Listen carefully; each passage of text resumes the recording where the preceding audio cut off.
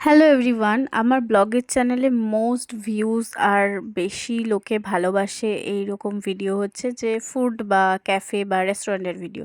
তো অনেক দিন বাদে আমি একটা ক্যাফেতে চলে গেছিলাম আমাদের শ্রীরামপুরে পিএফসিতে, মানে পকেট ফ্রেন্ডলি ক্যাফে। আর সেটা হচ্ছে তোমরা যারা শ্রীরামপুরে থাকো তারা জানো, ক্ষেতেশ্বর বাড়ির একদম মোড়টাতে।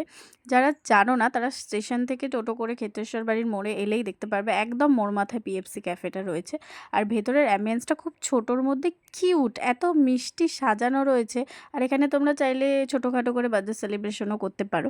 আর আমার সাথে ছিল আমার এই দুই সাকরেত।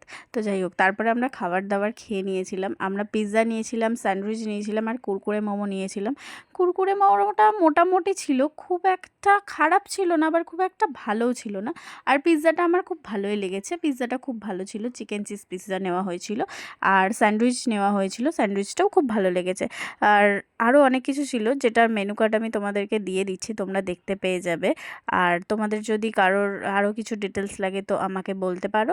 আর তোমরা গিয়ে অবশ্যই একবার ক্যাফে থেকে ঘুরে আসতে পারো, আশা করছি তোমাদের খুব ভালো লাগবে। এটা বেশি দিন হয়নি ওপেন হয়েছে, বেশ কিছু মাস আগেই ওপেন হয়েছে।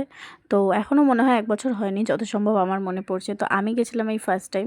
আর তোমরাও এবার ঘুরে এসো, খুব ভালো লাগবে। তো চলো, এখনের মতো টাটা, পরে আবার দেখা হবে।